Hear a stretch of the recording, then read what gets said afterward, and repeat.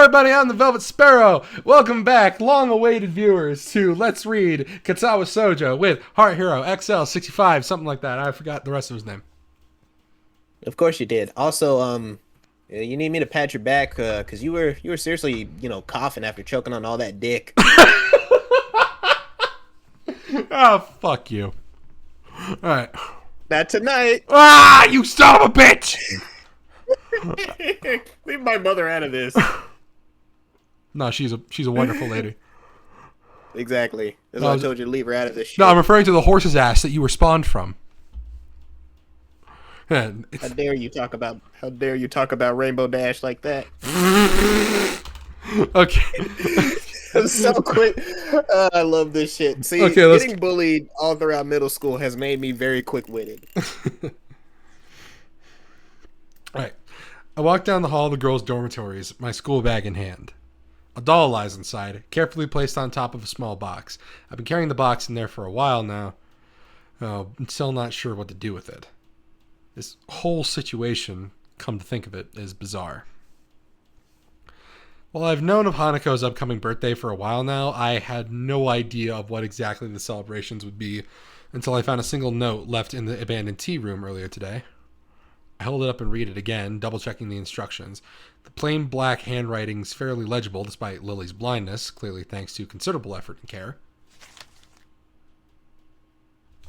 Sal, we'll be holding a party at my place. Please come at 6 o'clock to room 225 in the girls' dormitory. Sorry for notifying you this way, but I have class representative duties. Lilly Satao. P.S. I'm not wearing any panties. Ah! Rest assured, I continue walking down the hallway until I reach Lily's dormitory room. I hesitate for a second, but eventually give 3 sharp taps on the door. A brief and muffled exchange of words can be heard from the other side. Listening closer, I can just pick out Hanako and Lily's voices. As they finish... No, don't lick it like that! As they finish, Lily calls out. Might that be Hisao? Yep, got the note you left for me. You can come in, the door is unlocked. Glad that I managed to get the right room. I press down the handle and let myself in. As the door swings open, my greeting to them is stolen from my mouth.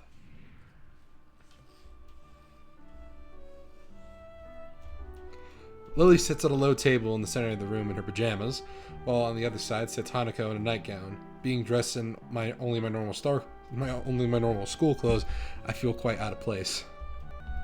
Most awkward setup for a threesome ever. I mean, I know, right? I mean, a blind chick, a half-blind chick. I steal a quick glance at the lovely side of the two, my eyes tearing themselves from Lily's long, thin, pale legs with only a measure of reluctance. I think I brought everything that was needed. She smiles and nods. I wonder if she's even aware of the pleasant sight she makes. That thin, dark blue silk of her pajamas really asserts her, accentuating both her eyes and her curves. Jesus Christ, man. The look of her last night, that tentative and almost shy demeanor, seems all but replaced by her coy nature. It's nice to see her confidence returned, though I can't help casting my mind back to how she looked back then. I have half a mind to do an impression of Monsieur Le Pew from the movie I just watched. Anybody who Please don't. Yeah, because that guy... I may be twice your age, child, but I am well endowed. As evidenced by my estate. Anybody who catches that reference, you have good taste in movies. I showed you... I watched that movie with you, didn't I? Ever After? No, but I've seen Ever After, and I swear to God, every time I think about that, I just... a part of me wants to dropkick myself because I can't stop laughing. Like, I remember the first time I saw Ever After, I was just chuckling like a fuck knuckle in class. Just laughing my ass off because I kept thinking about the jokes from that movie, and every time the teacher said, "What's so funny?" I literally looked her up and I said, "Look, I'm sorry. Last night I watched the movie Ever After, and if you've ever seen it, you know why I'm chuckling." She actually had seen the movie, but she told me, please just keep it down. I don't want to have to give you detention. Oh Like, my she God. saw the movie, and then as I was walking out the class, I could see her giggling. So I can only assume she was thinking of the jokes from the movie. Yeah, the amazing joke of Danielle punching her sister in the face because she stole her mom's shoes. I swear to God, this Fuck shit just... Marguerite. Yeah, no, seriously, she can go fuck herself. Yeah. Yeah, and the fact is just like, you know, best live action Cinderella because she gets to pull a sword on a guy. I mean, shit, all I need in my Cinderella movies is swords and, I don't know, gay princesses. Hell yeah. Unfortunately, Cinder isn't able to live up to that, but we're not talking about that right now. Yeah. I look to Hanako, who nervously sits opposite in her gown. Isn't surprised that she wears something so conservative, though it definitely looks cute. Hi, Hanako. Happy birthday. Thank you. She's unusually skittish, despite the fact that she's warmed up to me considerably over the weeks we've come to know each other. This is a pretty unusual situation, I guess.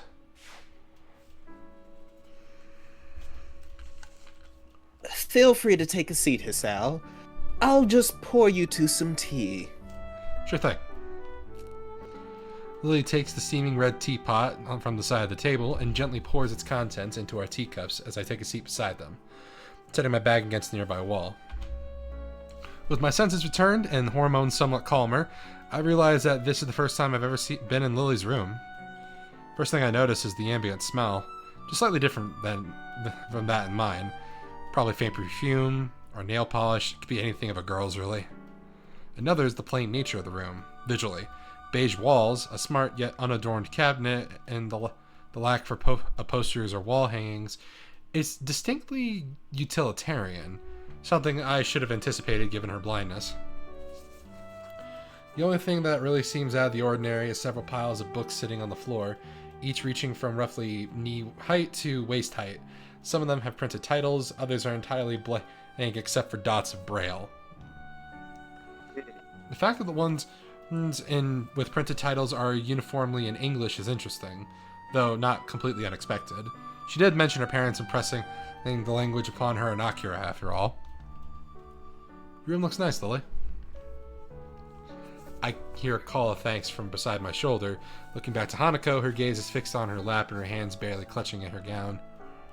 Now that I notice why, with these clothes on, the extent of her scarring is far more visible, reaching down her neck and out to cover her right shoulder.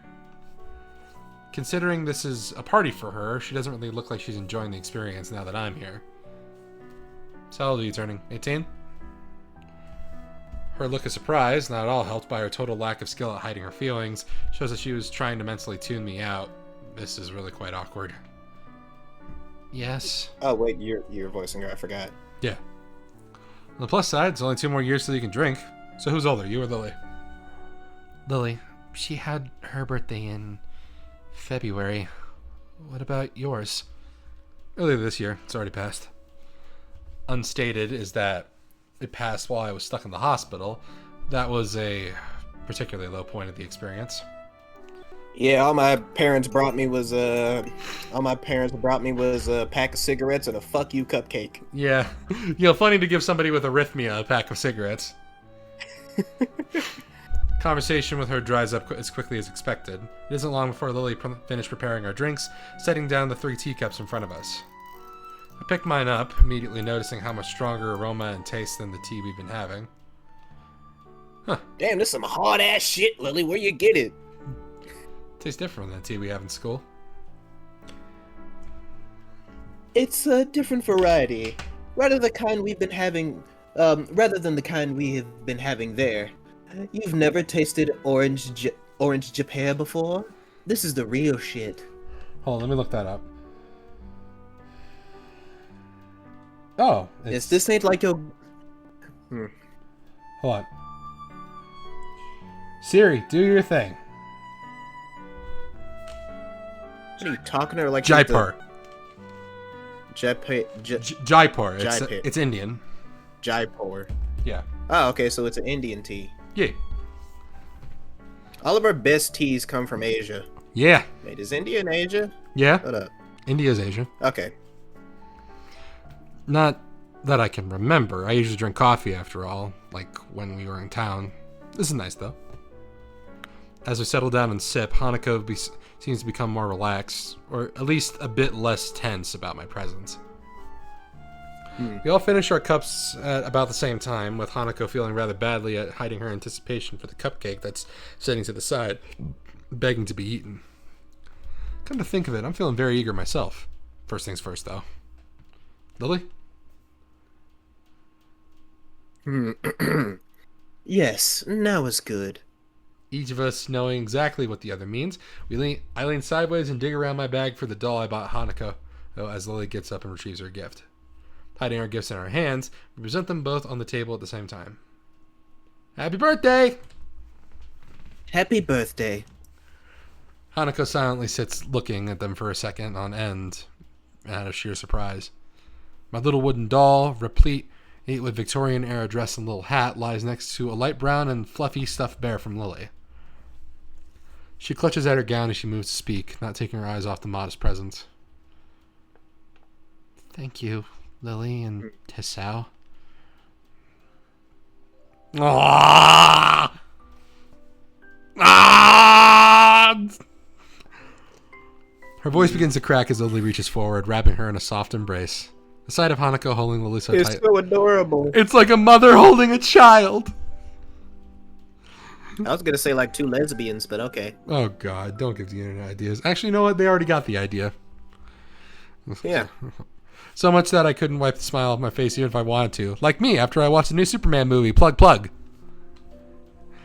As Lily gently rests her face on Hanako's head, she speaks so quietly and softly I can barely hear. Happy birthday, Hanako.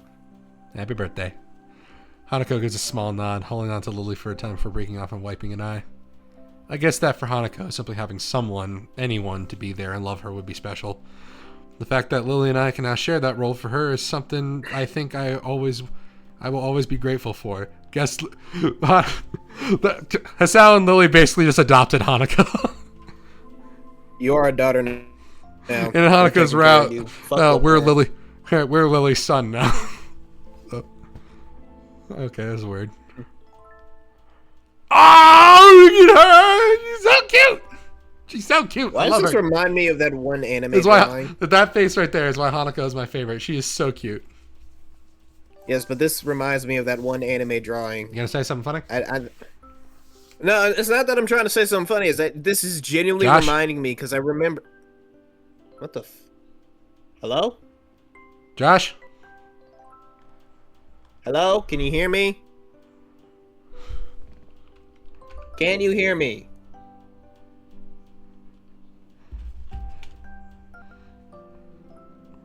Oh, can you hear me?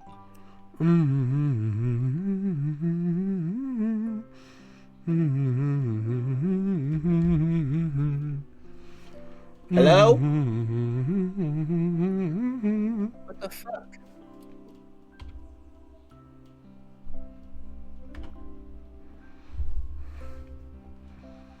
Hello? Can you hear me?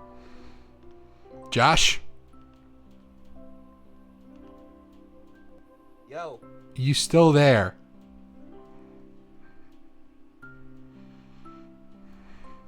Yes, I'm still... Okay.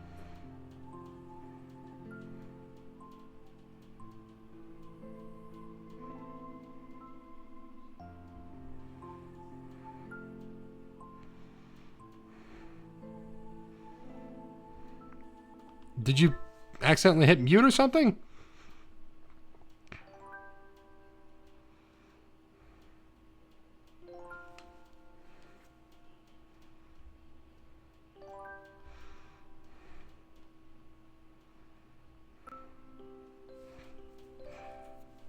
Hello?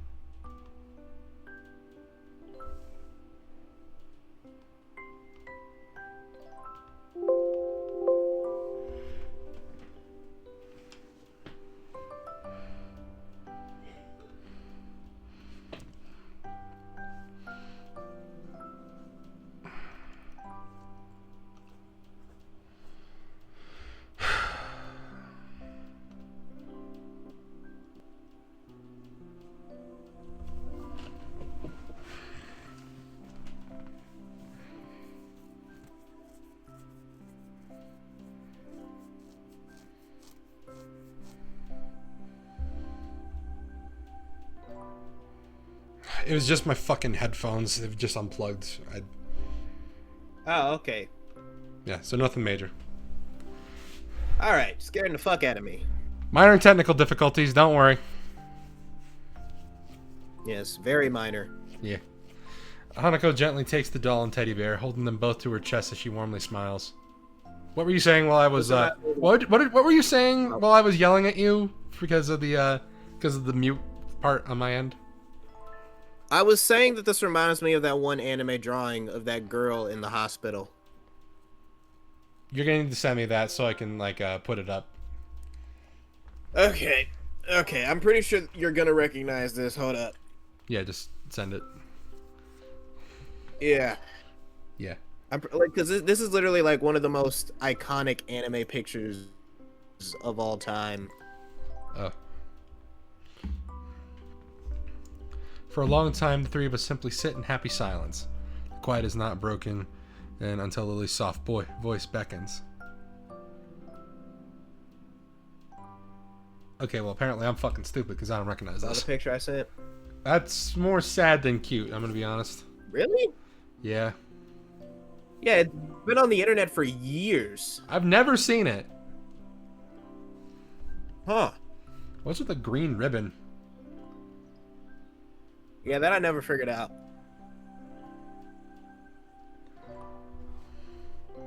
Oh, it's you. Shall we have the cake then? How about you, Lily snake? then proceeds to bend over.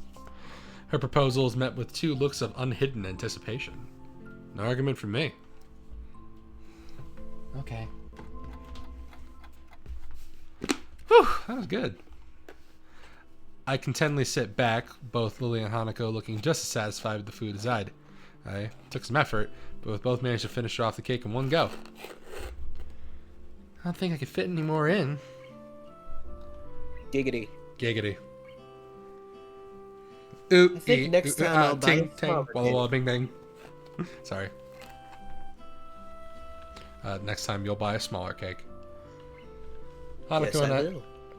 Hanako and I give a chuckle, and I can't help noticing that, come this time next year, we'll have graduated from Yuuko. That fact is somewhat depressing, since I finally feel as if my life is starting to get back into some kind of order. Idly looking around Lily's neat and orderly room, her books catch my eye once again. This may be a little impetuous, but my curiosity gets the better of me. Besides, I don't think she'll mind in any case. Hey Lily, mind if I take a look at one of your books? You're quite welcome to, Hisao. Sick.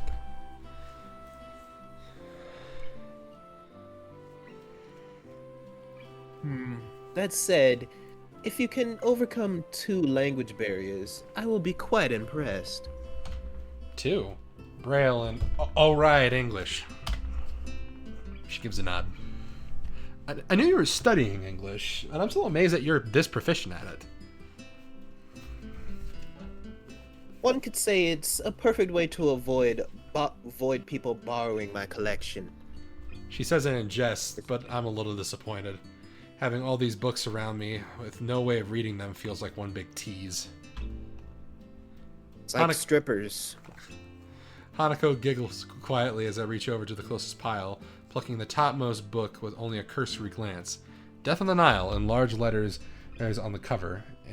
This is the only one with printed text to be seen. I sit down for a while, with the open book in my lap as Lily and Hanako talk. Try as I might to feel out the dots of braille printed on each page, they seem to blend into one another and become indistinct. I thought this would be a lot easier than it actually is. With some practice, though, I could see someone with a better sense of touch than mine managed to read it at a pretty fast speed. Noticing a silence that had probably begun earlier, I look up on the dotted pages to see Lily smiling as Hanako sips another cup of tea. Something wrong? Quite the opposite. Your curiosity is quite endearing. I'm inordinately pleased by the praise, though I can feel my cheeks heating up a little. Thanks. That I don't know how else I could act. To be honest, I wasn't altogether sure of how you saw us, since you were a new transfer student from another school. If you'd pitied us, I would have been quite offended. There's a certain edge to Lily's voice, one that's I'd quite possibly place as pride. Glancing over to Hanako, she seems even more subdued than usual, looking towards Lily rather than me.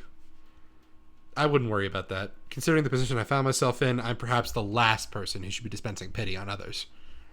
My parents' first interaction with me after my heart attack, I don't want anyone to see that kind of face. I catch myself from going any further, but not soon enough. Both the girls seem to be put off, Lily especially. Sorry, I shouldn't have gone that far.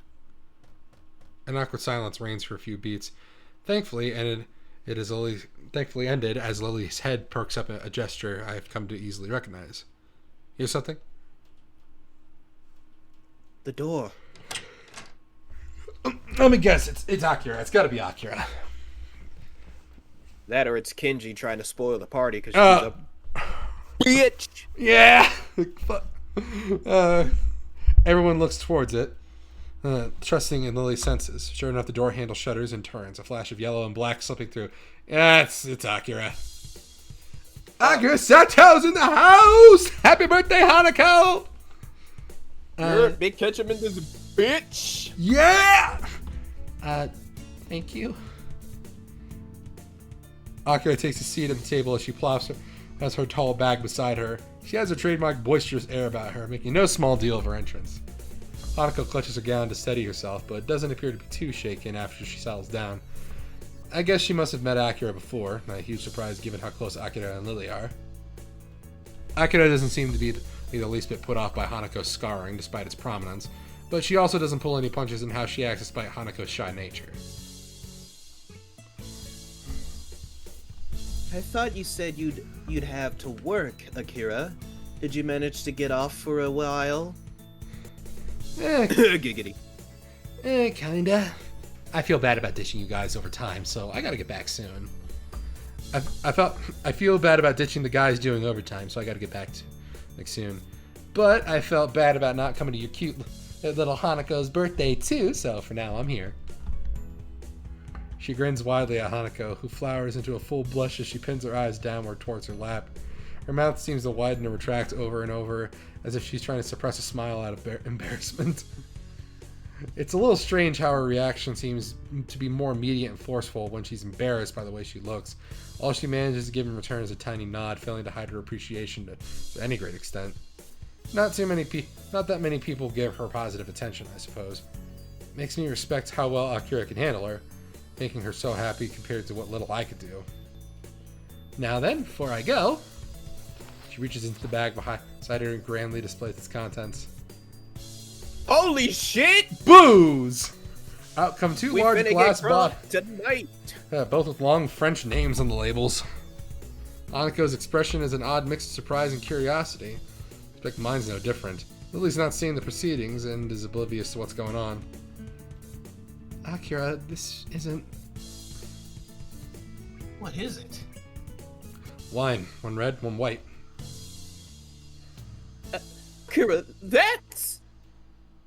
Relax. It's not like Shizune's here to scold you. Lily has a point. It's not exactly allowed on campus. Or anywhere, really. We're still short of the legal drinking age, remember? Rich one for someone practically drooling as he examines a bottle. She's got me there. I'm generally interested in trying some, even just a little. While Hanako may not be handling one herself, her look does tell me that she's far from opposed to the notion as well. Lily rubs her forehead, giving up the fight that she knows Akira would win due to simply not caring enough about those funny rules and regulations. Akira is based. Yeah. Underage drinking. Well, it's very common. Oh, I've been drinking since I was 14. What do I know? Yeah, drinking since I was technically 16, I think. I don't know. Just don't breathe a word of this to anyone in school. Please, I beg of you. I'm not stupid. Don't worry. That said, I gotta get back to work pretty soon. So soon? But you've only just arrived. Sorry, Lilly. Good to see you two again, though. You too, Sa. And you, Hisao. See you later, then. Goodbye, Akira. Oh, peace! She levers herself up with a grunt and waltzes out of the room, leaving us alone with 2 items on the table before making a peace sign at us and just vanishing into thin air.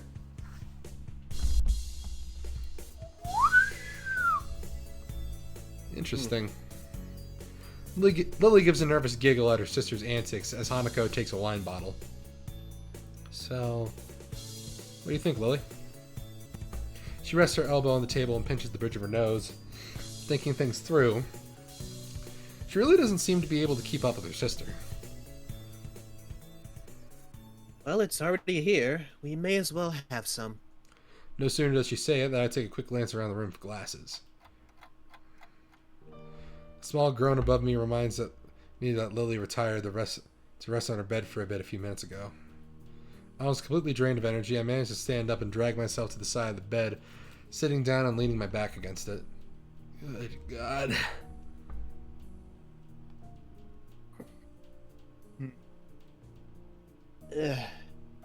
Lily's groan sounds lifeless. Too much to drink. My head hurts. Off of 2 bottles, you fucking pansies. Yeah, too much to drink. Okay, 2 bottles. Come the fuck on. Can't have that much APV. Yeah, well, they are first-time drinkers. Hell, I wasn't that much. Actually, no, I probably didn't even drink that much. Oh, they went out of their way to drink the entire bottle instead of, like, taking their time. Okay. It's wine, you gotta eat stuff when you drink it. It's not mead to get... It's not mead to slam down. Wish it was mead. That'd be awesome. I'm gonna need plenty of mead for the ceremony that we're performing soon. As a libation. For Gino. Yeah. I was gonna buy, like... I'm actually gonna buy an entire fucking bottle of Odin's Skull. Pour a glass of it, and then dump it on the ground. And then I'm gonna down the rest of it. I rest my head back and idly stare at the ceiling. What an unmitigated disaster. Like proper idiots, we all drank the night away with 1 glass after another. Hanako simply fell to the side asleep, and it's a miracle I don't feel as ill as Lilly.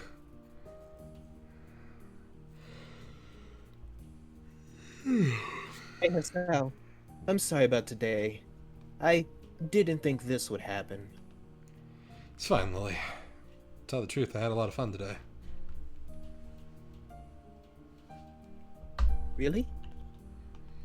I think Hanako did too. Nah, she certainly did. There's a short silence before another groan resounds from the supine Lilly. What the fuck does supine mean? You okay? Supay!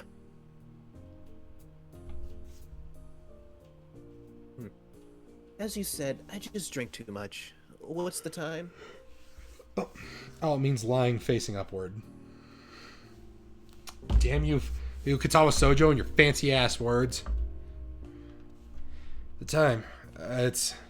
Look at my wristwatch. Its numerals barely legible in the gloom. About midnight? Curfew's in effect then. Yeah, I guess as much. We'll have to sleep here for tonight. As soon as I say it, I hear the sheets moving as Lilly starts to sit up. Hanako? No, go back to sleep. Don't try to get up. Hisao, I have to... You're in worse shape than me by any stretch. Get some rest. But what about... I'll grab some spare blankets from... and put them over here. Don't worry. As I give a deep yawn and stand to retrieve them, I hear her lie back down with a soft thud.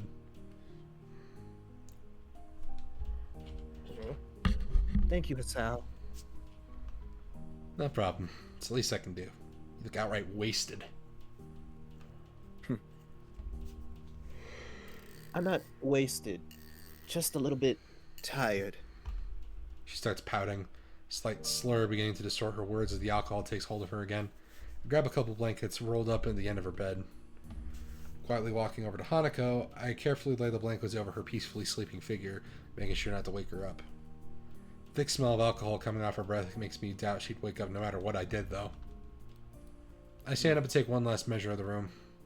2 girls, both very drunk, and 1 guy sleeping overnight with them in the female student's dorm. What a scandal that'd be if it broke out. As I move to sit back on the side of the bed, I steal one last glance of Lilly. Her spiraling, disheveled figure lies resting peacefully, slightly turned to the side.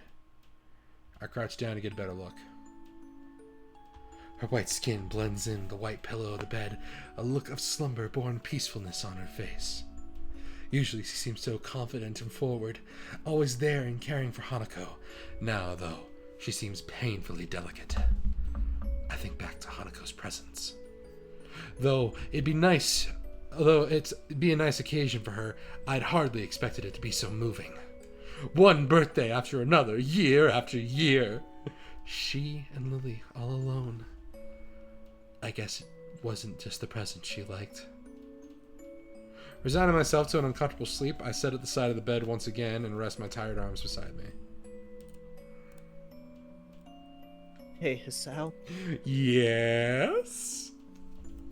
Lily's voice is so quiet I can barely hear it. She must be on the verge of sleep. Yeah? Thank you. Thank you. For what? For being here. That's okay.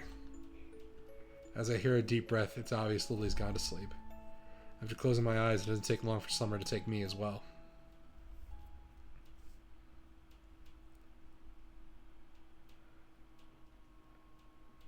So, and you. A soft, barely audible voice lingering in my ears slowly wakes me. Wish I could have be woken like this more often.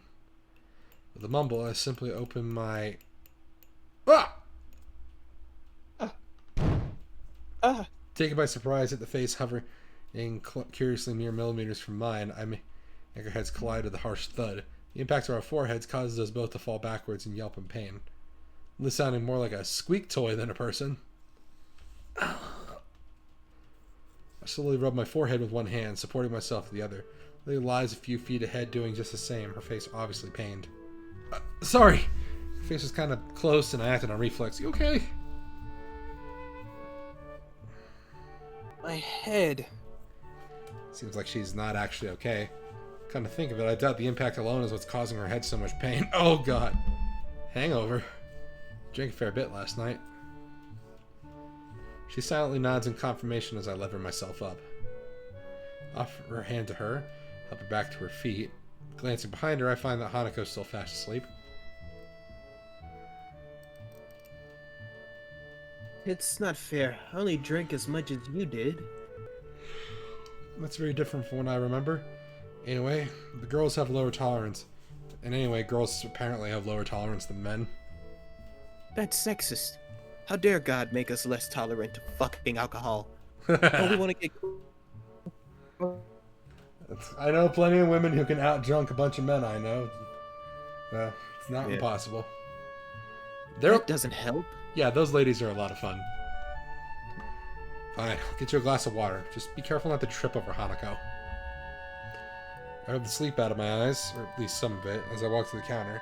Taking to someone with a hangover isn't the way I'd like to spend a morning. It only takes a few seconds for the glass to fill. The clear water reflecting the sliver of light that makes it through the thin curtains. Looks like Lily's taking a seat on the side of the bed. I walk over to her while taking care to step over the peacefully sleeping Hanako and place a glass into her outstretched hands. Thank you. No problem. I take a seat next to her. The soft bed having a surprising amount of give. She drinks slowly and methodically. A long silence passes as with only Hanako's breathing to be heard. Hey, you mind saying something real quick? Everything just went quiet for me. Hello. Okay, yeah, just making sure. I might need to get up in the hood. I might need to replace these damn things. Oh, yeah, they sound like they need to be replaced. With some measure of guilt, I look at Lily's face and attempt to read her expression. Her brow is furrowed, and she looks to be lost in thought. For a moment, I hesitate, but eventually place a hand on her shoulder and attempt to reassure her. I didn't expect her to flinch rather noticeably at that, though. Sorry, I didn't mean to... He's blind. Lily quickly shakes her head in a manner somewhat more violent than usual for her. She takes a long breath to steady herself before letting her head sink. I must look terrible right now. You're an anime character. That's literally impossible. Exactly, unless you were literally purposely designed to be ugly. Yeah. I want to protest, but quickly realize how futile that would be. That said, I want her to open up more. If you want to talk about anything, I'm here. Lily gives a self-deprecating snort as if to mock her own emotions. There's just a lot happening right now. I'm sorry for being so strange recently, especially back when we were in town. Even though I'm a bit confused about everything. I'm running an entire club, I have a deaf bitch up my ass. Believe me, I know how that feels. She smiles wistfully, resting a cheek on the back of her fingers. We're a couple of broken young fools, aren't we? Well, so considering that you're also Celestia in human form... Seriously, I can imagine Nicole Kidman's voice, or Nicole Oliver, not Nicole Kidman. I can imagine Nicole Oliver's voice coming out of her. Oh yeah, same. Yeah, you know, funny thing is, what was the name of that one episode where they had to make Celestia take up theater acting, and she is hilariously bad at it?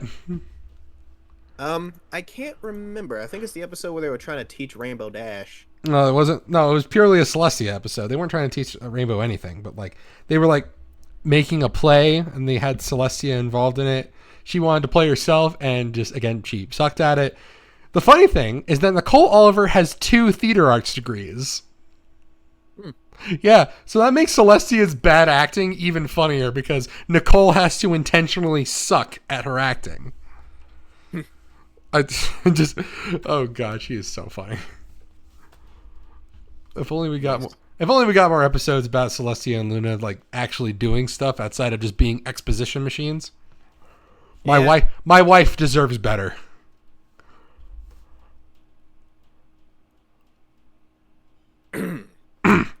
Anyways.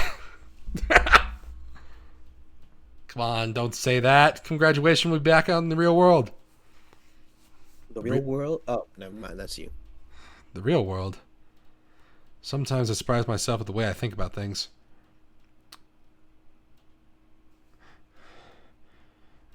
I guess it's strange divorce feeling of Yamaku and the surrounding town. And compared to the outside world, it still hasn't become natural. Maybe it never will. It's strange, in hindsight, being isolated. And from society like this doesn't feel as bad as it probably should. A wry grin on her face. Lily seems to share the same sense of amusement at the idea. Eventually, though, her smile drops. I don't mind letting you down easy, but give it time. If it don't hurt now, just wait a while.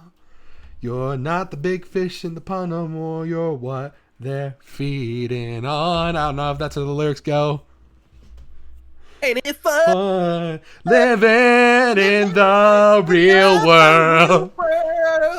Ain't it good being all alone? I think that's the first time we actually managed to match up. There's a couple of times. Well, I'm glad you knew what I was doing. Oh yeah, I listened to that song a lot. My aunt used to blast it. I used to fucking hate Paramore because my mom listened to them. Now I listen to them casually. Eventually, though, her smile drops. I'll be going back to Scotland in a week or so. Scotland forever! Okay, well, I guess I didn't need my eardrums. Is that why we had to reschedule Hanako's birthday party? She gives an affirmative nod, which means if she's going back in a week, we only have so long until we can actually have sex. No! You'll be able to see your family again, at least. You're not looking forward to it? I haven't met my family in 6 years. I don't even know how to act around them anymore. Oh, shut up, Weishney. Actually, no, Lily's just a better Weiss, because she's not racist. Yeah. Yeah. Wait, what? My mouth hangs open as I try to process what she said. She's 18. That means she'd have only been 12 when they left. I may have been seen very little of my parents, what with them both working long hours, but that's... I feel utterly useless as I try to struggle to find some way to respond. But why?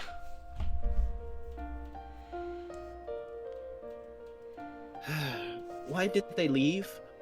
Or why they or why are they inviting Akira and me back? Both, I suppose.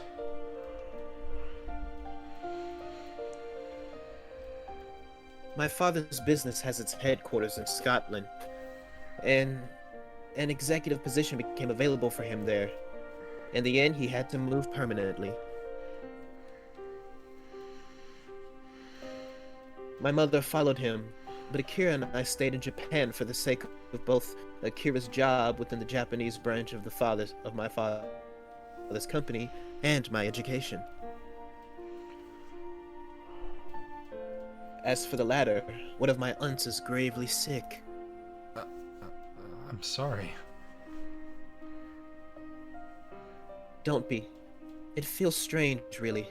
We're being summoned there for her, yet we've barely met before. I can't even remember the sound of her voice.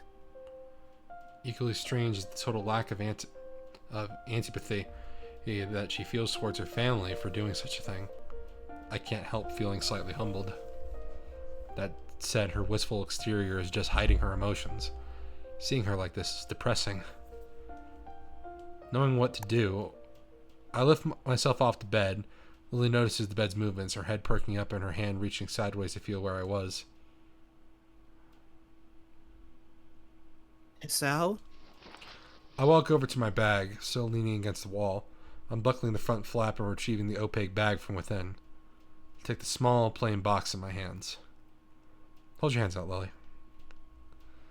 She looks surprised for a moment, but eventually acquiesces. God fucking damn it, Hisao, why are you using big words? I'm amused by her look of curiosity when I place the music box in her open palms.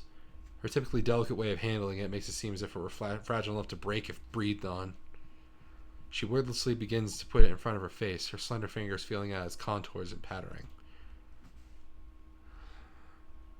Eventually, her fingers find the recessed line between the lid and body of the box, and her thumb effortlessly pops open the lid. I take a seat on the bed next to her, watching her face silently and intently. She sits completely motionless as she listens to the diminutive, tinny melody, her mouth just slightly open. It takes a long while before she closes the lid with a small snap, bringing the curtain down on the miniature performance playing in her hands.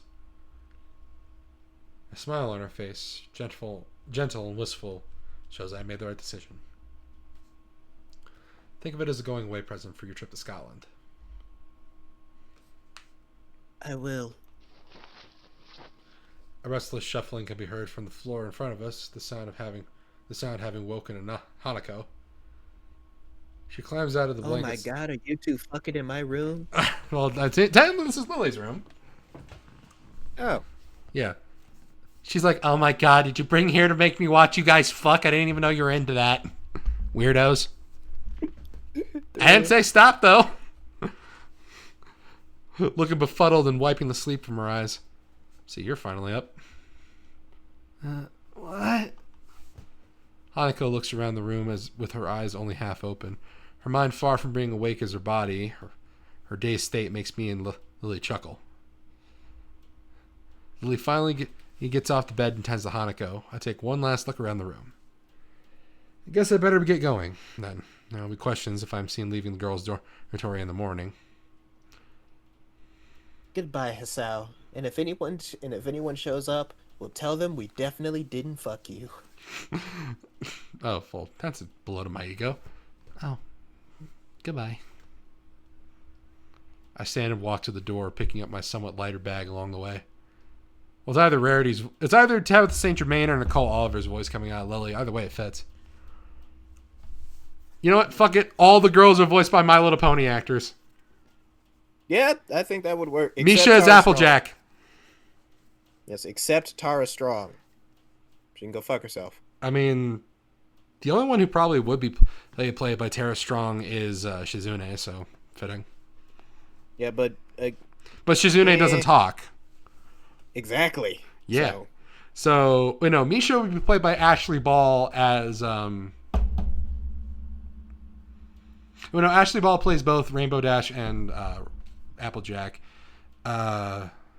Wait, they're voiced by... Oh, no wonder they get shipped together in the end. Well, not just that, but I mean, like, they do have the same voice actress.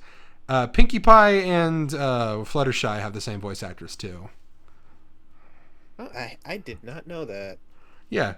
Tabitha St. Germain and Tara Strong are, like, the only other unique voice actresses there. Yeah. After I leave the room and enter the hallway, though, I hear Lily's footsteps behind me. What's wrong? Without a word, she strides up to me. I freeze as I feel her hand slide onto my cheek, seemingly every nerve taking in the feeling of her fingers and palm upon it.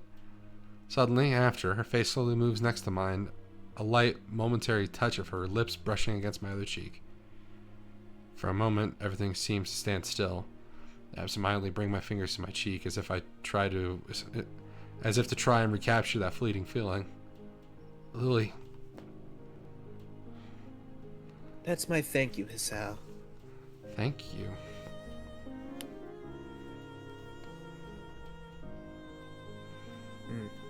For your present.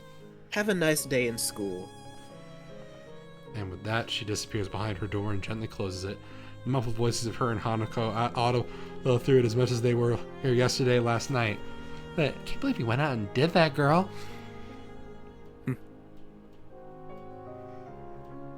Thought you were supposed to be saying something funny in return. Oh, no, my bad. Sorry.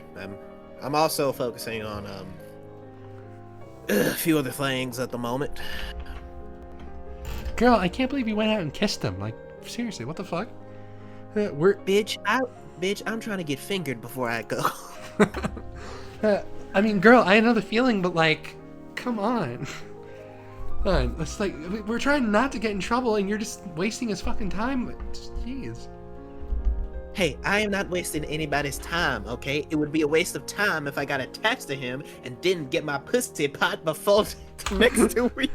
I think I'd be hard pressed not to have a nice day after that. I walk away with a certain spring in my step. I think there are some people around me that glance at me emerging from the girls' dormitory building, but I find it difficult to care. They're like, holy shit, he just got laid. Man. I mean, well, when you're a high school boy, getting a kiss on the cheek from a girl is the equivalent of getting laid. Until you actually get laid. I feel like you're confusing high school with middle school, but... Oh, right. Right.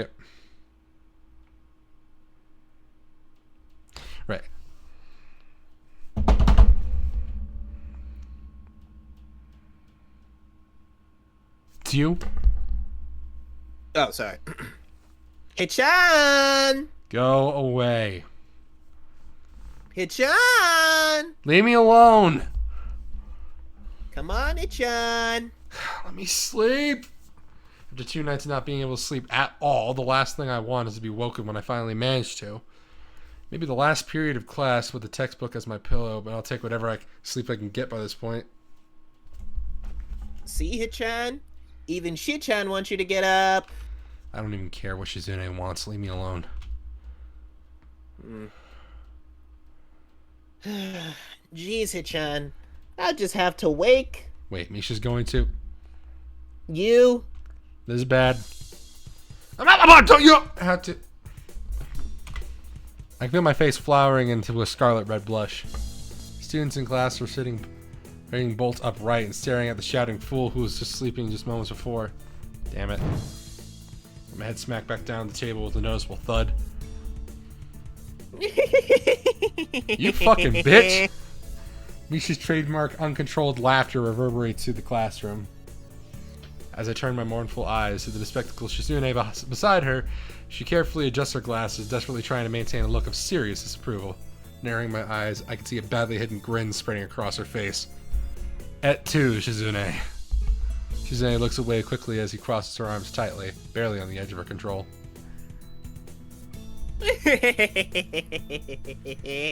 Misha's laughter doubles in volume as she glances at Shizune. All I can do is drag my hand down my face in resignation.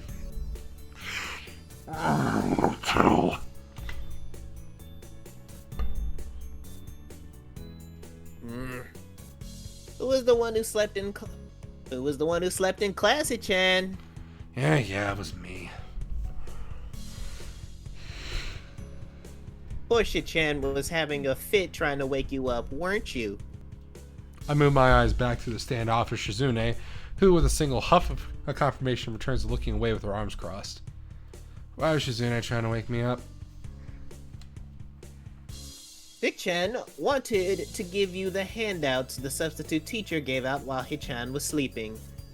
Handouts? I suddenly find 2 sheets of paper thrust down in front of my face. Following the hand holding them, I can see the still pouting figure looking down at me with a distinct scowl. I guess I really am in the wrong here. Sorry about that. No dice. Her irritated face still holds. I clasp my hands together and flick my head downward in apology. Very, very sorry. She huffs and simply drops the papers on the desk. Damn.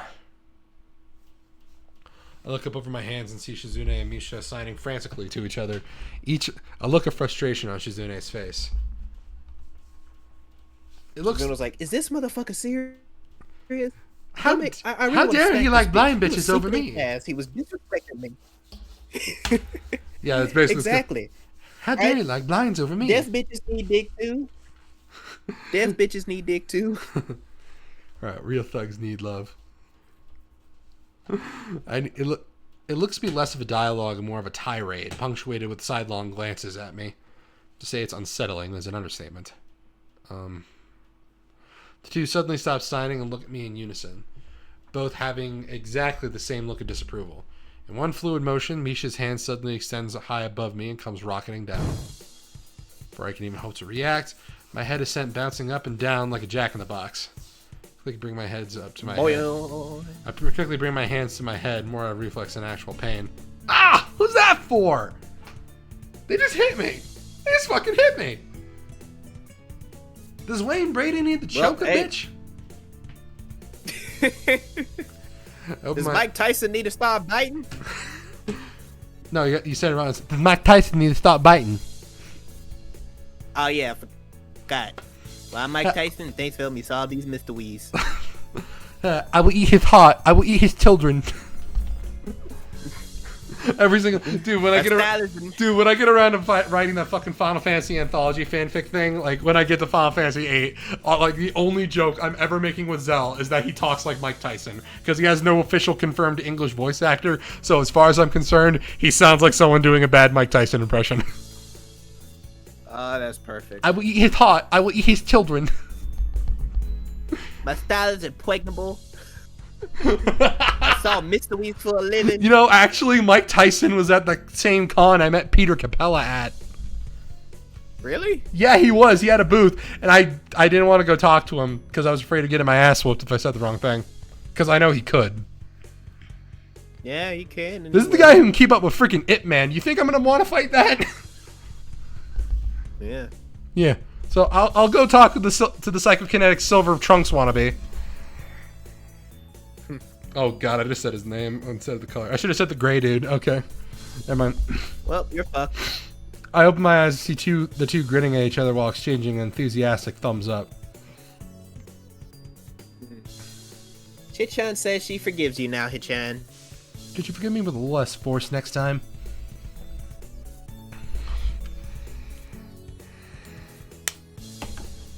Wah ha ha ha ha ha ha ha ha. Fucking, god damn it! Why does that remind me of God, what's the name of that fucking voice actor? keep forgetting his goddamn name, but he talks like a really hilarious monotone, and he voiced the character in what was it, Fairly Odd Parents? I can't remember. The only monotone guys I can think of is Ben Stein and the guy who plays Cornfed from Duckman. I should rewatch Duckman. I need to watch Duckman. You've never watched Duckman? I've only ever seen clips. I need to sit down and watch Duckman. I look at the two with the blank face. Misha and Shizune, 1. Hisao, 0.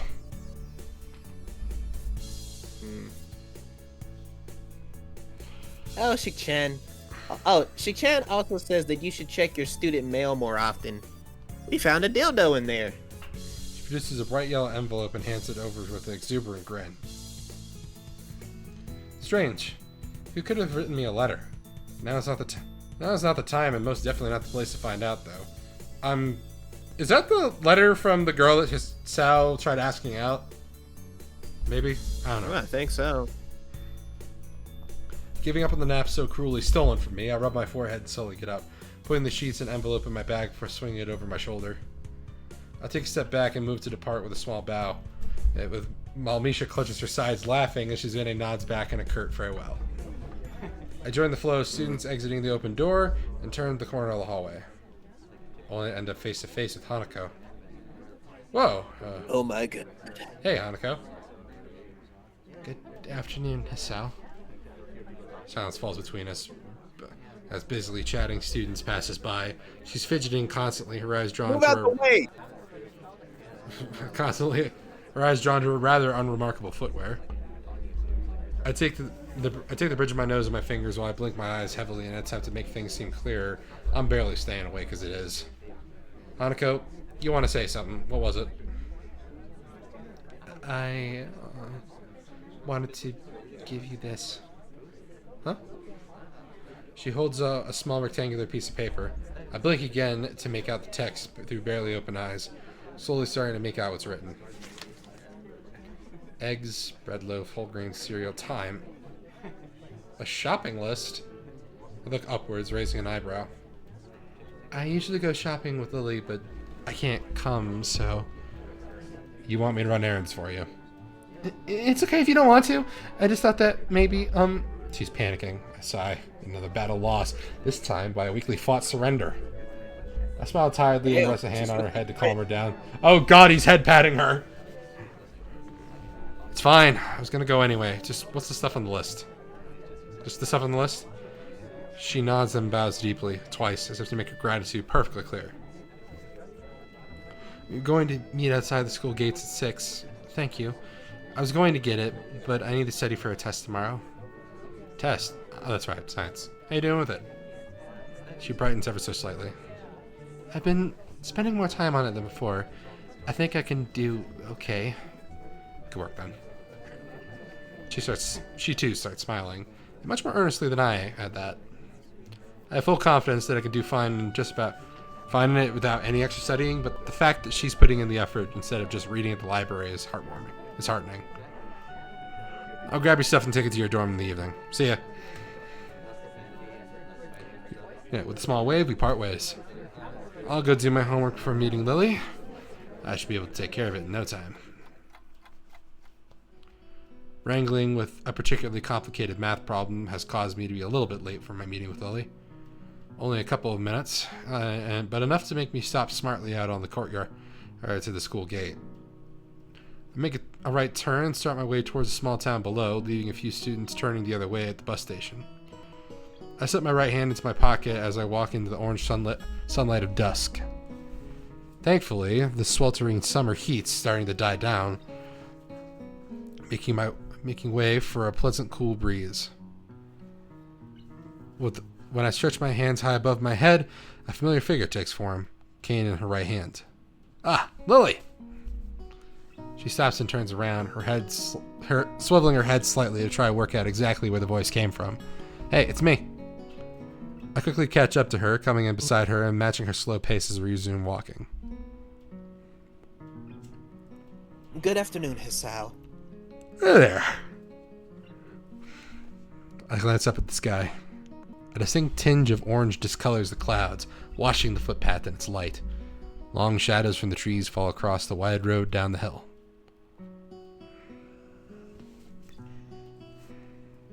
So, Hisao, what brings you here? Just going to town to grab some groceries. Hanako sent me. Hanako sent you? Yeah, she said she needed to study for a test tomorrow. I was going to come down anyway, so I'll just buy her stuff as well. Unspoken is that Lilly really could use some help to get food, but it's an obvious fact that neither of us needs to state. It's good to hear she's studying for it. I thought the same thing when she asked me to come with you. God, they really are her parents. You continue walking down the street, the familiar sound of her cane echoing through the air as we go, except for the occasional passing car and the leaves whispering in the branches. There's a blissful silence. Thank God I could finally relax for the first time today. I glance over at Lilly. That porcelain face of hers never seems to lack that air of relaxed confidence. I guess the same could be said of her personality, too. She silently walks, her face remaining pointed to the street ahead of her. I look ahead and savor the cool air blowing over my face. It's probably the calmest moment I've had since the about-face my life took so recently. To have it while walking to get some groceries. What a weird life. I feel the crumpled up note rubbing against my hand in my pocket. I pull it out and check its contents. Let's see here. Eggs, bread, cereal, thyme, lettuce, shaved ham. Sounds like quite a bit to carry back all on your own. Fuck! That was me. Fuck! That sounds like quite a bit to carry back along with your own. Yeah. So how much does this girl eat anyway? One suddenly clicks that yes. A lot. One suddenly clicks that yes, there's actually a person beside me. Wait, I mean... She laughs wholeheartedly.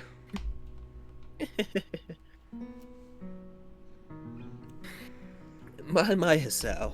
Her giggles punctuate her words, though she's making little effort to suppress them. Quite direct today, aren't we? Yeah, you got me there. Still, it is quite a bit. Usually I go shopping with Hanako, so I know what she buys. It's the same thing every week. She a good cook? She gives a nervous giggle. It's usually me who ends up cooking. I used to do so for Akira, so it's no problem. Doing it for Hanako as well. You can cook, but... Short hum with an amused lilt emanates from beside me. I wonder if the fact that she seems amused by my comments so often is actually genuine, or rather just from a want to make me more comfortable in addressing her blindness.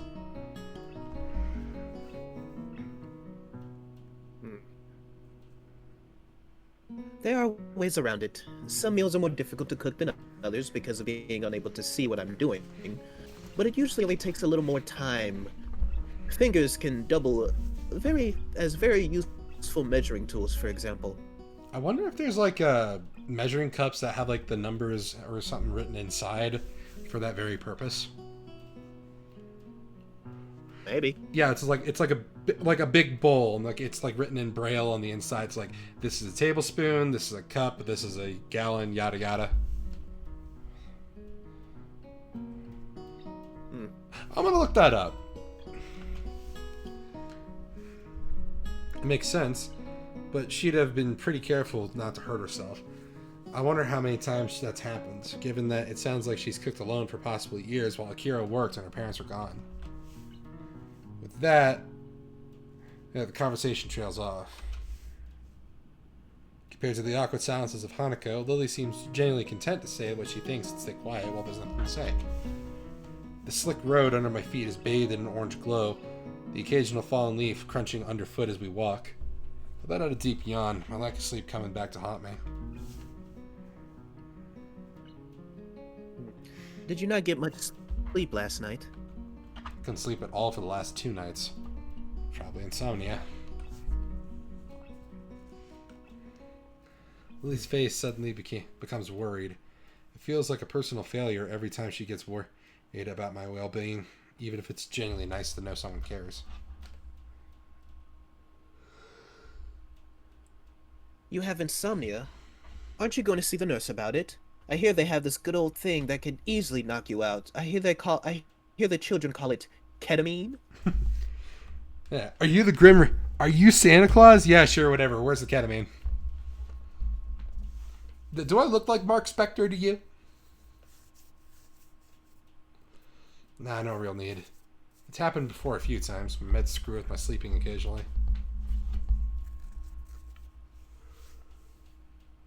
I'm sorry. Come on, it's not your fault. At least I shouldn't have any trouble getting to sleep tonight. You worry me sometimes. I worry you? I reach around and scratch the back of my neck. I kind of wanted to address this. Hey, Lily. I don't mean to sound weird, but please try to forget about my heart condition. She looks kind of lost. I hardly blame her. I guess what I'm trying to say is, just don't treat me differently because of it. She bows her head slightly, her white cheeks reddening almost imperceptibly. It's only natural to worry about those around you. Yeah, well, it's nice to know there's someone like that out there.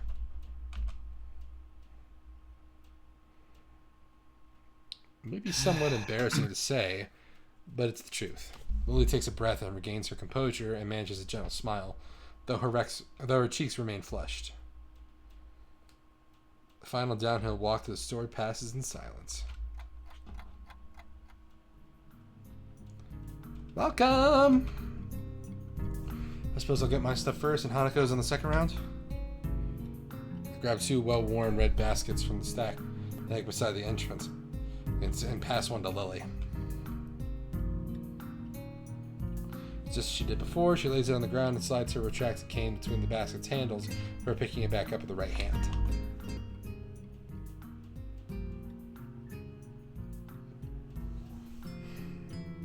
When she takes a hold of my arm on her own, I'm surprised at just how fast this kind of casual contact became so natural. Mostly due to necessity, no doubt.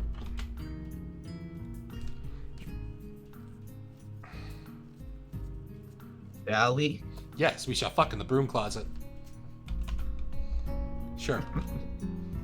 While we navigate around the store, the odd person occasionally passing us pays no heed at all. It's nice, compared to the stares and whispers around the city. As we reach each aisle, I quickly check with Lily what she needs to grab. I quickly check with Lily what she needs and grabs it along with what I want, putting our items in their respective baskets. There's an odd feeling to be dependent on for so much, be dependent on so much for something so basic as shopping. Hanako would be practically a necessity for her to pick out what she wants. After all, right? Pretty much done with both my stuff and Hanako's. You need anything else, Lily? No, this should be everything. Off we go then. Oddly, there's a queue a mile long. Considering the store is only large enough to warrant one counter, it seems like it'll take a while. Damn. Lily gives an inquisitive look, unable to see the reason for my complaint. Queue's really long. I'll have to wait. How strange. Sharing the same mood of resignation, we reluctantly take our place at the end of the line. One person finishes. The line moves up. Another person finishes. The line moves up. By the time we finally reach the end of the line, I'm so close to dozing off that Lily has to gently pat me on the back for me to move up. Hisao? Hisao? Oh, sorry. She gives a short sigh of concertation, whatever, as I move up. Getting the groceries for Hanako and me put in separate bags. Thank you. Please come again. Aura Mart. We bought some Aura there. Now we can finally Rizmax. Okay, so what I'm gonna need you to do, Tom, is I'm gonna need you to stop the recording. I'm gonna need you to jump out your own window real quick. Yeah, but I can't. I'm too fat. Ah. Oh well, we'll try again next time. By the time we emerge from the store, Lily's holding a single bag while I struggle to carry 4, both hands well and truly full. It's a lot of work, but thankfully the items in them are light. Even without looking skyward, it's obvious that a surprising amount of time has passed, the road outside being dark and lit by street lamps. Once Lily retrieves her cane, we set out back to the dormitories the way we came, leaving the welcoming warm glow of the store. Despite the road being empty of cars, the full bags abundantly make up for the lack of noise, constantly clunking and squeaking together. My, Hisao. It's good to find that you're eating well. I'm a growing guy, after all. I need to eat all I can. It must be nice, being a man. What? Seemingly without noticing or ignoring my surprise at the completely out of left field comment, she continues on without missing a beat. Weight doesn't really bother you when eating most of the time. I get what you mean. Women tend to worry about stuff like that more than we do, I guess. Exactly. It makes me somewhat envious, to be honest. Well, it's not like we can outright ignore it. With an affirmative nod, we continue on our walk. Huh, that's right. What is it? Hanako mentioned your birthday was earlier this year. Do anything special for it? She gives a long pause, lost in thought for a few seconds as she recalls the event.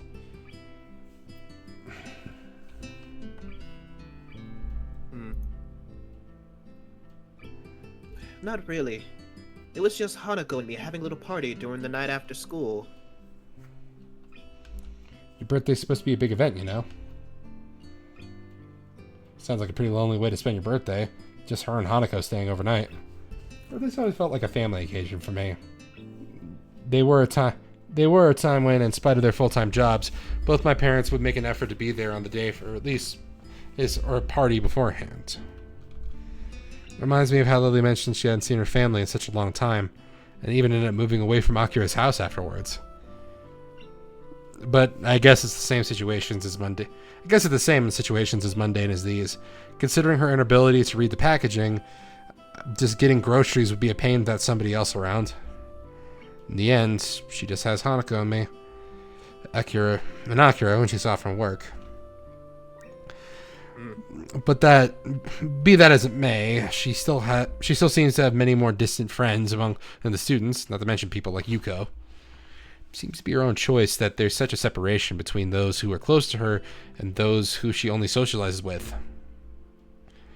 It humbles me to see how much Lily seems to have her life set up and going just as she wants. Yet Hanako is there for her to celebrate her birthday, and I'm here helping her with shopping. It's a weird kind of symbiosis, I suppose. In other words, you could say, We are Venom.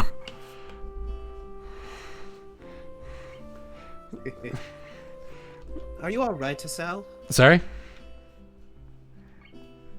You just seem to go very quiet, that's all. Sorry, I was just thinking. Oh. Yeah, I was thinking about driving in my truck after having a beer, and then in the middle of the road, I noticed a bump that is kind of shaped like a fawn, I guess. But I feel this really, really strong inclination to just fucking slam the gas to the floor when I see it. I get this feeling that I saw it before, and it made something so irresponsibly evil that I just wanted to kill it. Okay, quick question. Where the fuck did the idea of Asgore being the one that killed Noel's dad come from?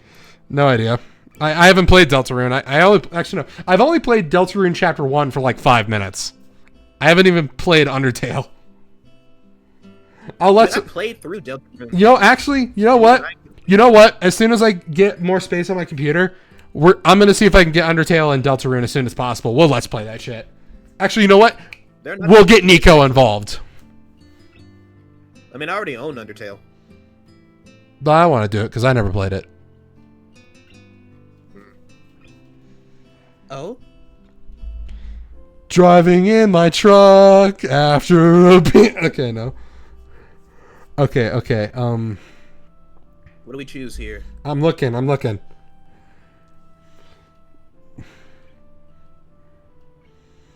Tell the truth. Okay.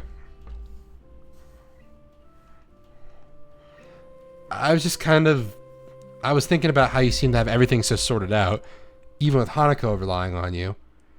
I can admit that even I kind of relied on you when I first transferred in. I think it's a good quality to have. I turned to Lilly, surveying her reaction. She's forcing herself to look forward and furrowing her brow quite a bit. Her face looks a bit awkward, as if she's trying to find just the right words. Ugh, spit. Lilly? Give me a second. My phone's going off.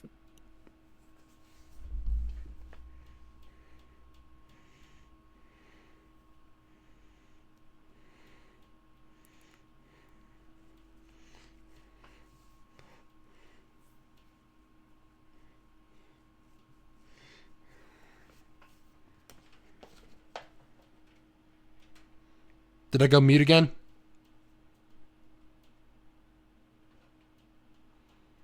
Josh?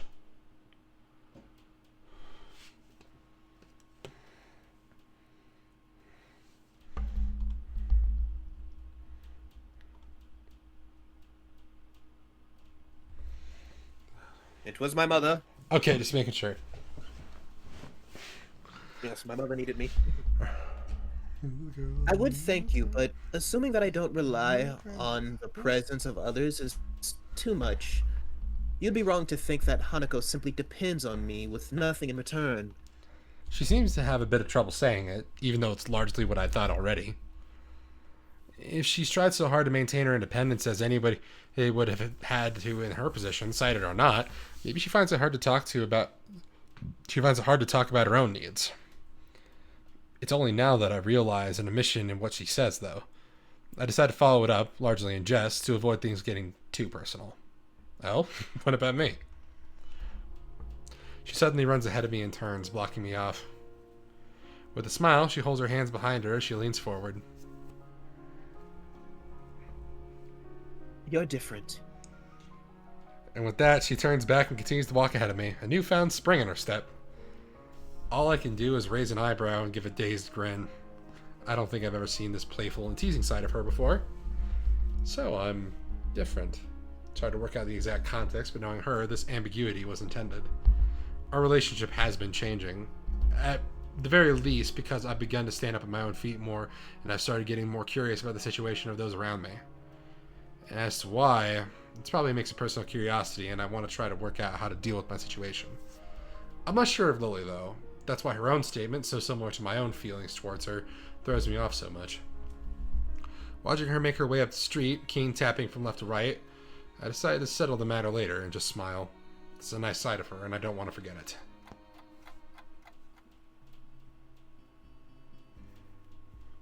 Eventually, we get to the girls' dormitories, both my arms aching from the weight of 2 sets of groceries. Finally here. You say it. You say it. This guy did not help Mom deliver groceries to the house when he was a kid. Pathetic. Yeah, I remember when I was able to handle all the groceries when I was 12, and now that I'm 24, I didn't have to do it.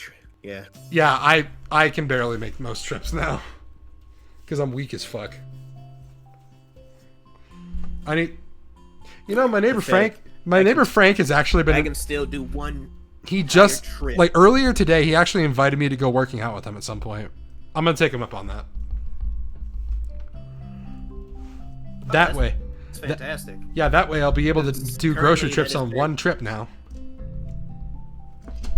Yeah, because currently that kind of sounds very pathetic. See, I am a big boy. All right, my mother raised me to carry in all the groceries on one trip. Yeah. 6 bags, 2 arms. Yeah. Easy. 6 bags per arm. That's how big boys roll.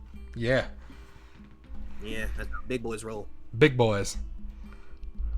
I bend down to wipe my forehead with the back of my hand. I'm a big boy. I'm a big boy.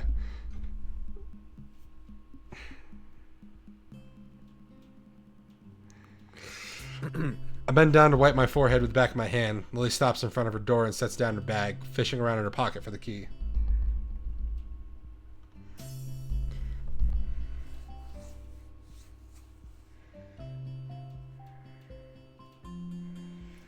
Thank you, Hisao. I really appreciate your help. Nah, this is nothing. Yeah, forget about it. Forget about it. Forget about it. Spaghetti. Pasta fazool. Gabagool. Gabagool. Bababooey. It might be nothing. Oh, shit.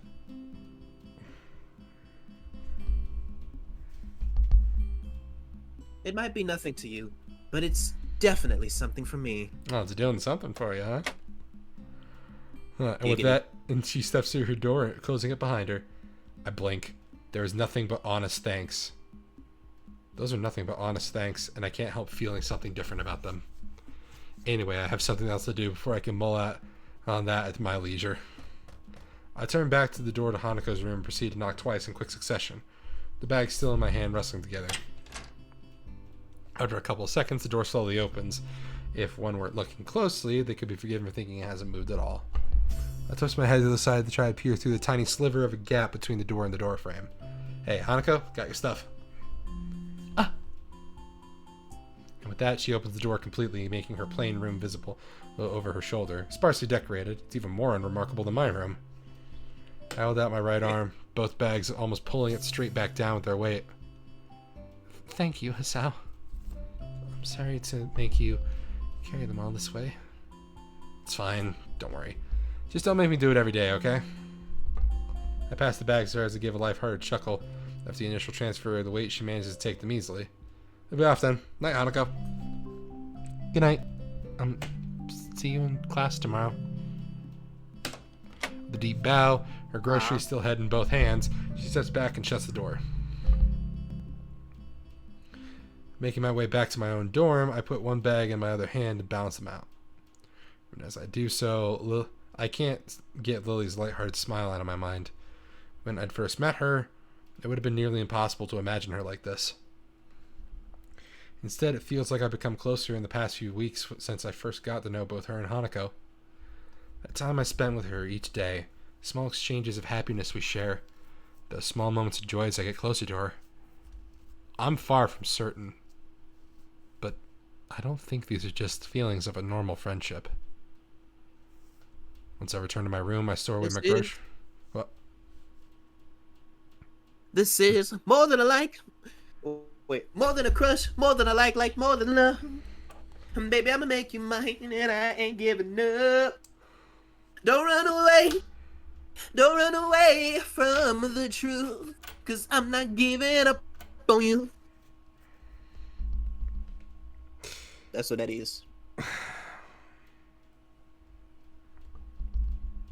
What? I wish I knew what you were referencing. You never seen the Disney Channel original movie Let It Shine? No. I never watched. Look, actually, no, the funny thing is, I don't think I ever watched any live action thing on Disney Channel because I always associated it as girls' media. Huh. Yeah. I only ever watched the cartoons. No Good Luck Charlie? No Good Luck Charlie. No. Okay, the only one I started watching was Jessie, but that was like after I turned 12 and when the hormones started kicking in. But then around that time, I was starting slowly to become a brony, and then I started watching My Little Pony when I was 13. Yeah, true. I started at, I think, 12, actually. You're a year younger than me, right? I don't know. You were born in 2000. You were born in 2002, right? Yep. Yeah, so you're younger than me, or at least like, I don't know. You came out the year after me, so I would have been 13, and you would have been 12. Yeah.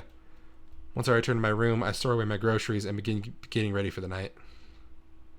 I swapped the school books in my bag for those I'll need tomorrow, pulling out the yellow envelope Misha gave me earlier in the process. I got so sidetracked by one thing after another that I couldn't deal with it earlier. Who could have written me, I wonder? The name, neatly adorning the back of the envelope, freezes me in my tracks. It's been so long since I've seen her writing. There's little chance I could have identified it as hers otherwise. Iwanako. Okay, we've already seen this. So, let's just go. We know what's in this note. Yeah. It's depression. That's what's in this note. Yeah.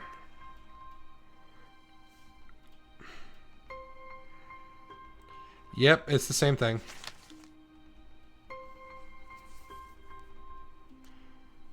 I'm filtering the letters envelope into a ball and tossing it in the waste bin, ridding myself of his existence. I go to bed with mixed feelings, cheated out of a pleasant evening by this intruder from the past. Ironically, it takes a while before I can manage to sleep. And I thought that was going to be the end of Act 2. Because we made the only decision for Act 2. I sweat profusely, awaiting the dreaded moment. Each tick of the clock tenses my muscles that much more. Wait, there's music playing. Oh. Every minute making more hair stand on end. It's coming for me. I can feel it. Death. Death in the form of a single sheet of paper. I take the small pile of papers from the student in front of me and pass it backwards after plucking off the top piece. Looking at the top right of the page, I find my fears realized within that small red circle. 43! I hang my head and sigh in resignation, cursing under my breath. I can feel the aura of a similar sentiment rising from the entire class. Strange, but that fact lifts my mood by a minuscule amount. Misery loves company, I suppose. As the teacher opens her mouth, the room braces for the inevitable onslaught. Only to be saved at the last minute. We quickly move to collect our bags and leave for the post-lunch haste, but the teacher delivers a parting broadside. We'll be discussing the test scores next lesson. Needless to say, there'll be quite some discussion to be had. And her voice just like randomly changed like halfway through. A collective groan was basically said, "Oh, you bitch is dumb." A collective groan was stupid. You stupid. You stupid. You are made of stupid. A collective groan resounds from the class, now reduced to shuffling out dejectedly. I push the sheet into my bag as I walk along the hallway, crumpling it into the process. It's enough to give such a troublesome letter. It's enough that such a troublesome letter ended up on my desk yesterday, and now this. I hate English. Hisao! It's literally the language he speaks. No, he speaks Japanese. Oh. Right. Okay. Remember, this is anime. They speak Japanese. Oh, yeah. Yeah, that's, you know. I guess he probably wouldn't. I guess it also wouldn't make sense that painting over there is yelling, "Ah, surgeon!" Yeah, even Discord got sick of your shit. It cut you halfway off. Really? Discord, that painting looks exactly like Freddie Highmore, you know it. It's a surgeon. It looks more like a human rat, but then again, Freddie Highmore is a human rat. Exactly. Ha! I am a sturgeon. A stern female voice gruffly calls out from behind me. I freeze on the spot, my face becoming like stone. It's as if I could feel my brain disconnecting from my body. My eyes slowly shift right, trying to catch a glimpse of the disembodied voice. Nothing? My face is against the slip as time passes. I decide to risk turning my head. Ever so slowly, I twist it to that. Gah! I jump into the air and drop my bag, yelling out in surprise. As I recover and regain my composure, I turn to see. I should have known. Emmy. Gotcha, Sal. This is Emmy, me or you? Me. Oh, okay. Yeah, gotcha, Sal. Remember the last time you and I had some fun in the broom closet? You got to use the back door. Ow. Crap, I dropped my phone. Well, while he's picking up his phone, I just want to let you all know that... Oh, never mind. As she stands there with a mischievous grin on her face, hands forward and fingers pointed inwards. Yeah, she was the one who jabbed my ribs with her fingers. I looked down at her with a grimace, rubbing my hair in frustration. That's no way to greet someone, you know. You have no sense of humor. I love my sense of humor in my English class. Complain to the teacher if you want to get it given back to me. She pulls her best puppy dog eyes on me as she pouts. Lily's managed to build up my resistance to the tactic, but Emmy's short stature adds enough of an effect to make me relent. So how are things? I haven't seen you around in a while. Same old, same old. I run so fast, nobody wants to join me on my morning runs. It's a real pain. Her modesty never fails to amuse me. Although... Uh-oh. You know what I'm thinking? Don't you, Hisao? Yeah. Anal? I'm never letting that go. Jesus fucking Christ. Wearing my emotions on my sleeve is one of my worst habits. Yes, she's seen right through me. Fortunately, I see somebody else approaching us that would give me an out. Oh, hi, Hanako. I give her a welcoming wave and try my best at looking like I haven't noticed Emi's pouting face. She gives me a small wave back. Hello, Hisao? Emi? Hey, Hanako. I'll join you and Lilly in a second. Actually, speaking of lunchtime company, hey, it's odd to see you without Rin, Emi. Ah, Rin! That a second word, she forgets all about us and bolts up the hallway. She must have forgotten she was waiting for her. Hanako and I stand speechless, only able to helplessly stand and watch this ball of seemingly boundless energy dash off. Oh yeah, Hisao! She suddenly stops herself just before vanishing around the corner in the rooftop, spinning around to meet our bemused faces. I hate English too. And with that, she disappears. All I can do is hang my head and give a long sigh, especially thoroughly left in the dust.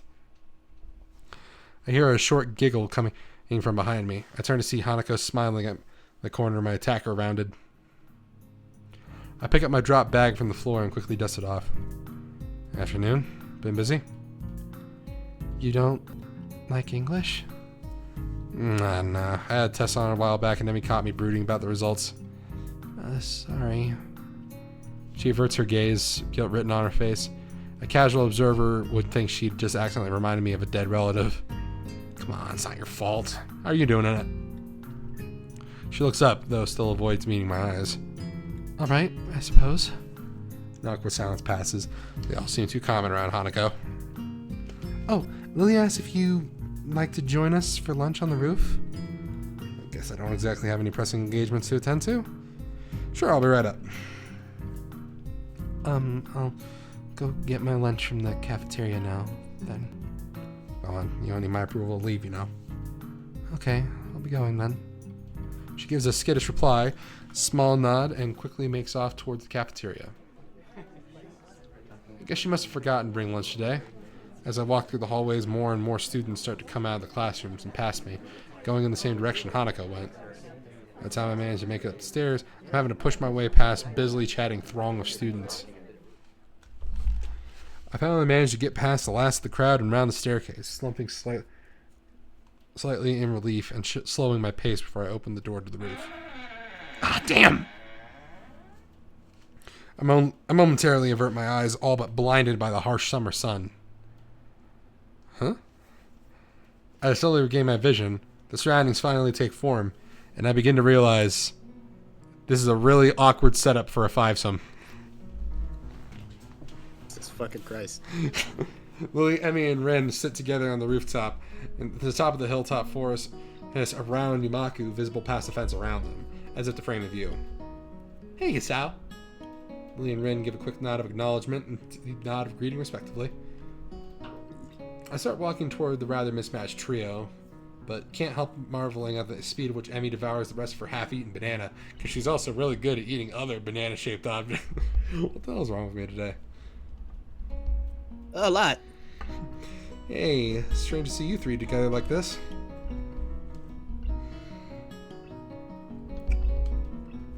It seems to have been quite the day of coincidences. Emi and Ren decided to eat on the roof, just as Hanako and I decided to. You stole it. This spot was ours. Simmer down. Can't steal a place at school. I plonk myself beside Lilly, the four of us creating a semicircle.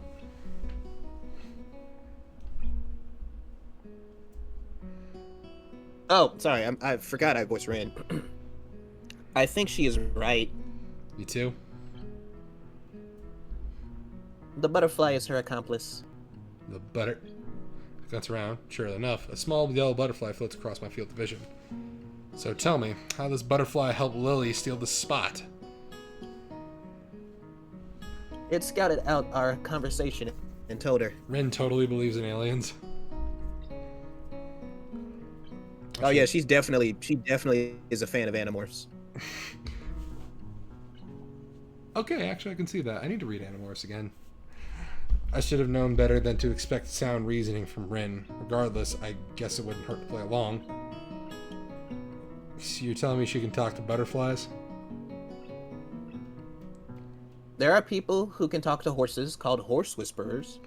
There's also this guy named Caesar something or other who's known as the dog whisperer. Lilly must be a butterfly whisperer. You must show dominance. You must be confident. What's the guy's name? Caesar Milan? Yeah, Caesar Milan. Literally the reason why I got into South Park, because if it wasn't for his episode of South Park, I probably would have never gotten into that show. I fucking hate this guy. I bury my head in my hands as Emmy surrounds her strange companion. She doesn't seem to share Ren's sense of humor. Whispers don't work like that. Emmy and Ren continue their banter as I turn to Lilly, who's busy finishing off her small box of curry and rice. So what brought you up here, anyway?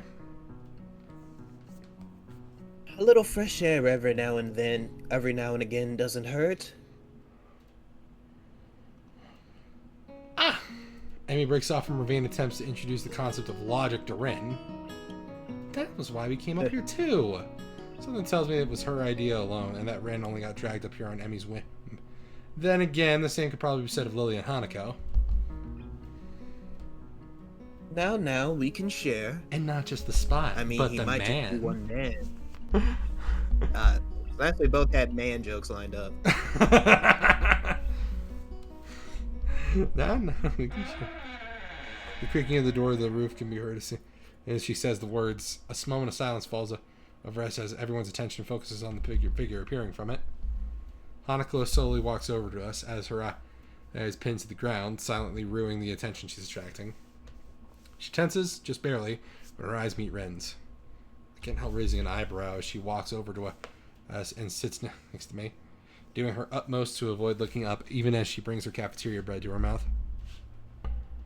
How do you and Emmy know each other anyways? Emmy's somewhat well known around the school for her athletic ability. She's the fastest member of the track team and field club by some margin, even beating Miki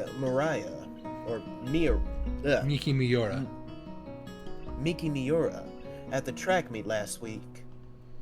Miki Miura. The tan girl from the front of my class. Considering her height and toned body, being able to beat her is quite an accomplishment. Looking over to Emmy, it's very clear she's well aware of this fact as she beams proudly. Hisao, what was your score in English? Ouch. No comment. Boo. Boo. Oh.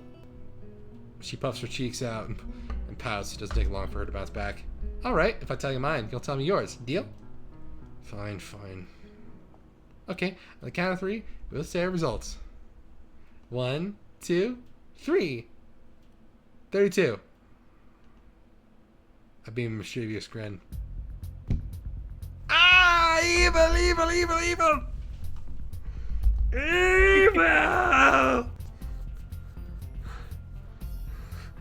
Hey, you said it, not me. The fact that you still managed to even score better than mine is actually kind of amazing. She looks and sounds like a small terrier growling at an intruder. Nah, I'd say Chihuahua. I can't say it's the most threatening sight I've seen. Pomeranian. Yeah. Nah, Ren would be a Pomeranian. She's just no thoughts, head empty. Wait a second. No, actually no. Ren's a Borzoi.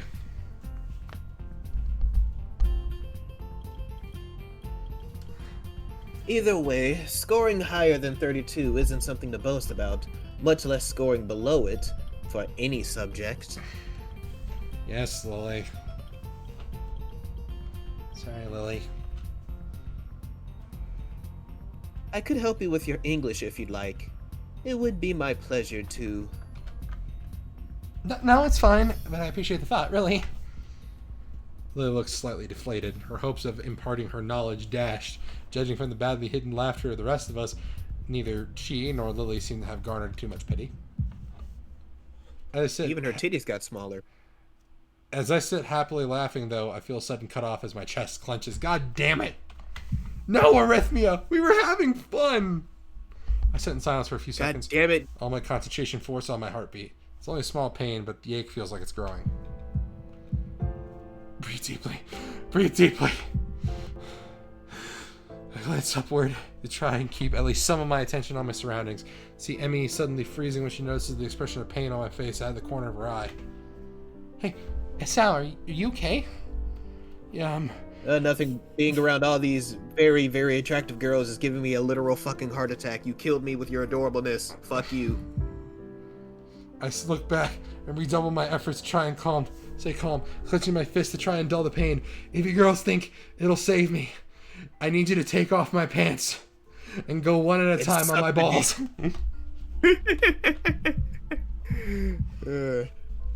It takes a short time, but the pain, thankfully, begins to fade. When I look back up, the only silence and pensive faces is to be seen. I guess I better explain myself. Arrhythmia. Fine, it's just a heart flutter.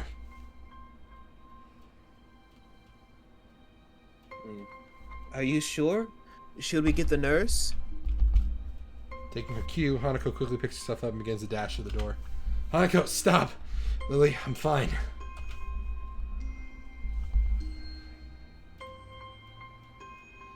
You look like a red, wrinkled tomato. Huh? As I bring my head to my forehead, I can feel the beads of sweat gathered on it and dab them off of my cuff. Thanks. I told you I'm fine. It's just kind of fragile, I guess.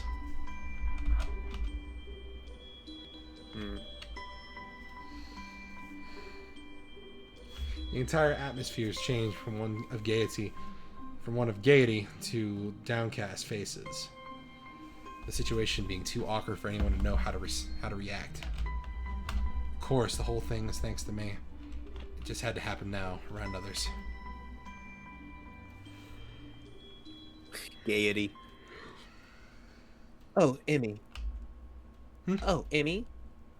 She looks up, box of juice halfway to her mouth. I haven't told you my score yet, have I? 100. Yeah, well, you're half foreigner, so your score doesn't count anyway. Lifting an eyebrow. Racism! Yeah, but it's white, so, you know. Yeah. Lifting an eyebrow, I inquisitively turned to Lilly. What was your test result, anyway? She gives a cheeky grin. Knew it. 100%. Perfect score. No Suck way. on that, bitch. Hey, all I can do is hang my mouth and wonder. Considering those tests are insane even for some native speakers, I can only imagine she's gone and done something like committing it to the mind part of the dictionary. A gift for route memorization, maybe. That's...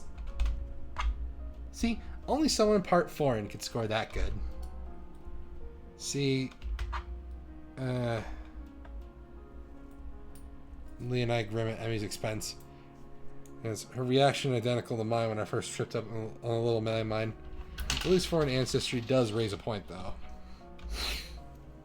Oh, that's right. You leave tomorrow for Scotland, don't you? That's correct. Emmy heard some rumors about it. It seems word's spreading quickly, considering I only told a friend in my class a couple days ago. Must be nice to go halfway around the world on a holiday.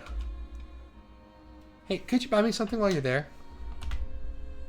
Don't be too shy now. No, I will not buy you a dragon dildo. Lilly gives a lighthearted chuckle, evidently fully expecting Emmy's bluntness. The rest of the lunch continues the same as before. The jauntiness from before my heart flutter is thankfully returning in full.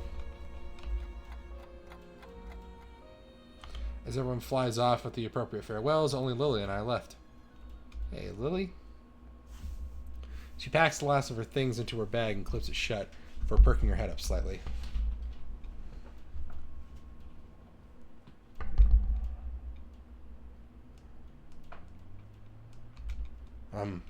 Thanks for breaking the silence back there. I kind of wanted to stop it, but didn't really know how to do. As much as like to sound less morose about it, the letter from yesterday screwing up the test so badly in class. Letter from yesterday screwing up so badly in class, and now my heart make things very hard indeed. She gives an indulgent smile and nods. I hope she hasn't picked up on it, but knowing her, it's unlikely as she hasn't. Maybe strong, but only human. Fuck. I'm only human after all.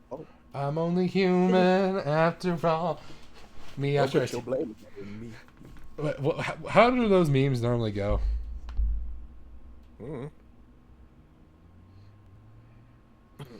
Me after I took a shit and all the IKEA... Never mind. Okay, keep on. And all the IKEA toilets? Yeah. God, how much shit did you have in your ass? When I fail a test I didn't study for. When somebody asks if I'm a boy or a girl. Alright, anyway. Emmy's strong, but only human. We don't... Oh, we do worry about you, Hisao. Emmy's strong. Fuck. Hold on. Why would I worry you?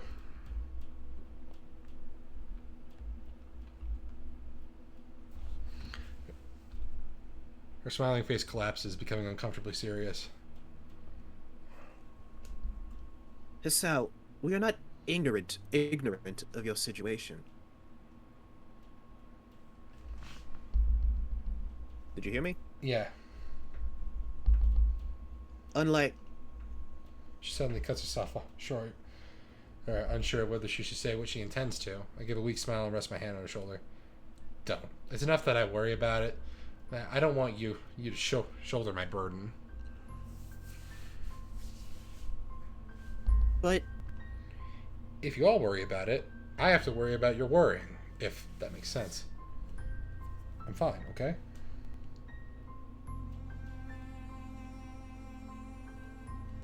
I'm fine. Oh, that's you. Okay. For a moment, she looks to be lost in thought, carefully pondering how to react.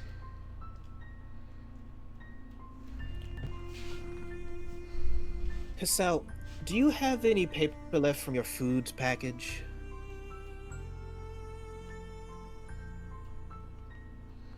I think so. Let's check.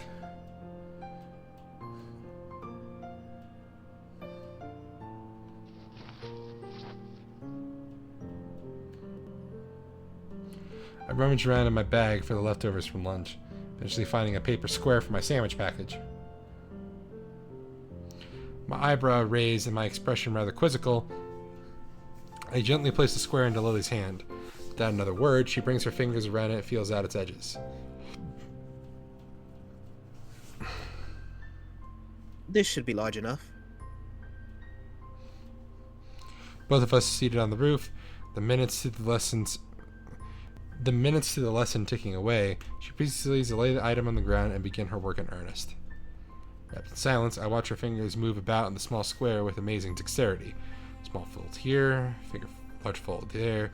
Her fingertips keep a slow but sure pace. Looking up, her expression is calm and placid. The fact her face is pointed well above the sheet in front of her makes the sight of her work all the more curious. Her shoulders slump a bit after finishing one final fold, her work apparently done. It's only when she folds the item up in her hands that I realize what it is. Bird. Oh my god. She was the origami killer. Oh my fucking god, I just watched a video about Heavy Rain the other day. I actually want to let's play it too. It is. Dude, okay. First let's play I do with you and Nico together. Heavy Rain. Is that game as bad as people make it out to be? Yes. Because there was a bunch of shit that was cut from the plot that would have made it a lot better. And aside from David Cage's already abysmal writing. Actually, wait. We should just do a David Cage-a-thon. So, we should do Indigo Prophecy first. Do we have to do a David Cage-a-thon? Yes, we have to. At some point. It will have to be after the Castlevania-a-thon in October, though. Okay, good. At least I can brace myself for the bullshittery. Yeah, especially with how stupid Indigo Prophecy gets. A small origami crane. Light brown thanks to the packaging used, the results look quite delicate and precise. You can do origami. I taught myself how to do it when I was younger, after my brother was drowned in a reservoir. I taught myself how to do it when I was younger. It improved my dexterity a bit, and also allowed me to solve incredible amounts of murder. No, actually, it was a calling card for murders. Yeah, I know. Fuck it. Huh. A little baffled. Fuck it! A little baffled, I carefully take the small bird from her pale, cupped hands, as if it would break from the slightest breath. It seems to be folded quite well, and hold its shape easily. Both grab our bags and head out the door, Lily extending her cane as she does so. I hold Lily's handiwork up to my face for further inspection while we walk down the hallway, her hand running along with the silver handrails for orientation. If she taught herself origami to improve her dexterity, with the use of her hands meaning so much her given condition, so that's it. I smile as I realize the bird's meaning. Everyone has had to find their own ways of dealing with their conditions. You aren't alone here when you have problems. Thanks, Lily. I appreciate this. She gives a sweet smile and a nod, not using words where none need to be used in her typical manner.